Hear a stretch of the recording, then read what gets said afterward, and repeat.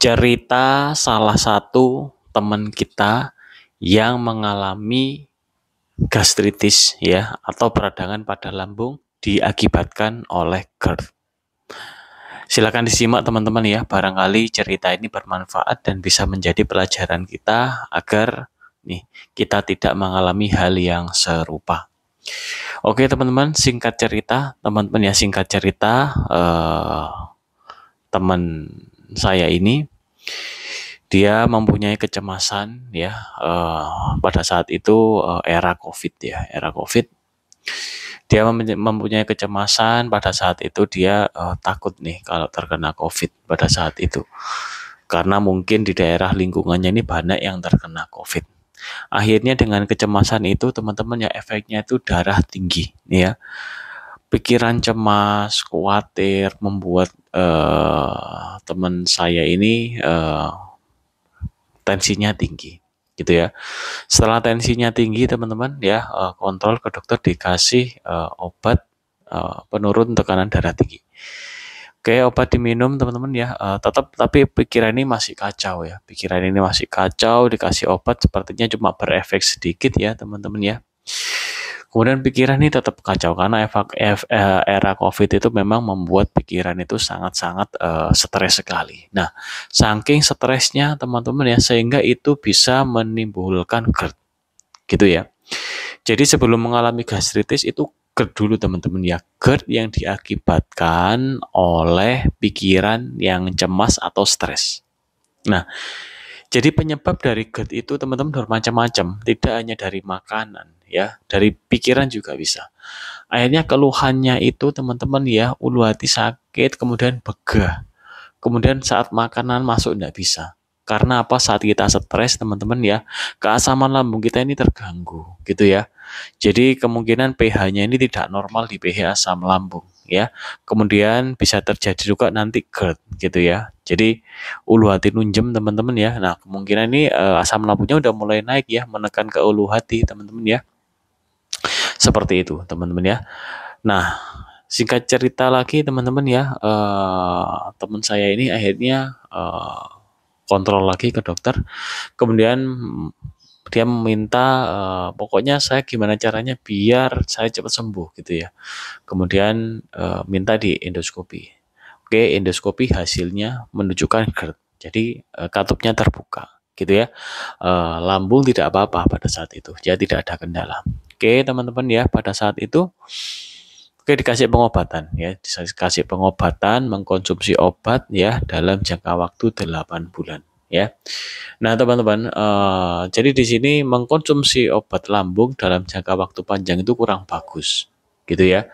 Nah, karena mungkin dia tidak tahu atau memang suka dengan efek dari obat. Ketika minum obat kembung hilang teman-teman ya, kemudian bisa makan, kemudian ulu hati juga tidak nunjem ya, dilaksanakan secara terus-menerus seperti itu. Nah, efek dari penggunaan obat lambung jangka panjang teman-teman yaitu bisa menyebabkan keasaman lambung kita ini tetap berada di pH-nya yang tidak normal atau basa ya.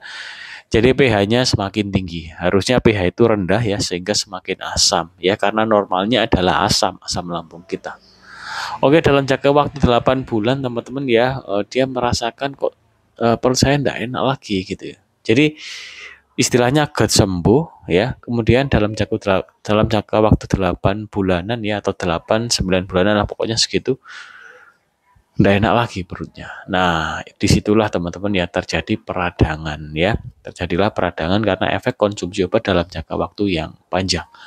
Nah, perlu kita ketahui teman-teman ya, jadi ini pengalaman teman-teman, kalau misalnya ada kondisi keluhan seputar lambung, konsumsilah obat lambung itu dalam jangka waktu yang pendek ya. Jadi semisal konsumsi obat lambung udah mulai enak, segera nih diatasi nih yang membuat GERD itu terjadi, entah itu pola pikir, entah itu pola makan, pantangannya apa aja dipatuhi gitu ya, agar bisa lepas dari obat lambung gitu ya teman-teman ya. Ini pengalaman yang sangat berharga sekali, barangkali bisa memberi inspirasi teman-teman, sehingga pentingnya teman-teman ya kita itu mengerti kondisi kita. Oke teman-teman, setelah itu teman-teman ya akhirnya dia periksa lagi karena kondisinya ini nggak enak ya perutnya ya, udah mulai agak perih gitu teman-teman ya. Nah disitulah teman-teman ya terjadilah gastritis. Jadi sudah ada mulai peradangan. Nah kalau sudah seperti itu teman-teman ya, kalau saran dari saya udah stop obat gitu ya. Kenapa stop obat? Agar asam lambung ini tidak terlalu ditekan lagi gitu ya, karena sudah mulai peradangan gitu teman-teman ya.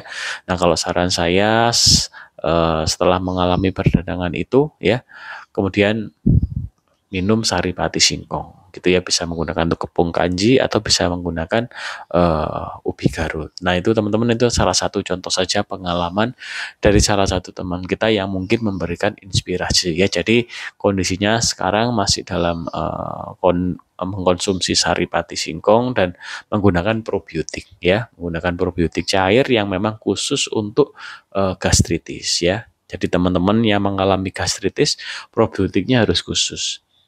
Teman-teman tidak bisa menggunakan probiotik yang asal-asalan, misal menggunakan tape, cuka apel, tidak boleh.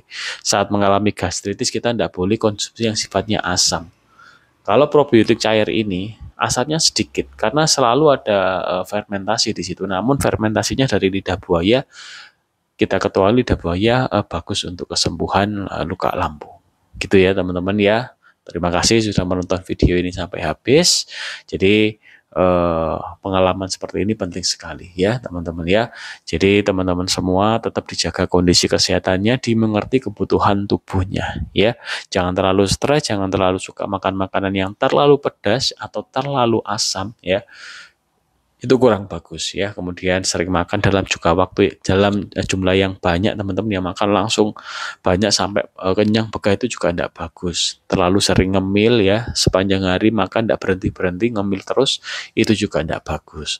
Oke teman-teman, seperti itu teman-teman ya, barangkali memberikan wawasan atau gambaran teman-teman seputar GERD atau gastritis teman-teman ya.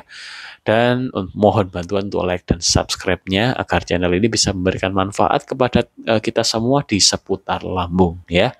Oke teman-teman, semoga yang sedang mengalami GERD atau gastritis cepat pulih, tetap semangat dan salam sehat dari kita.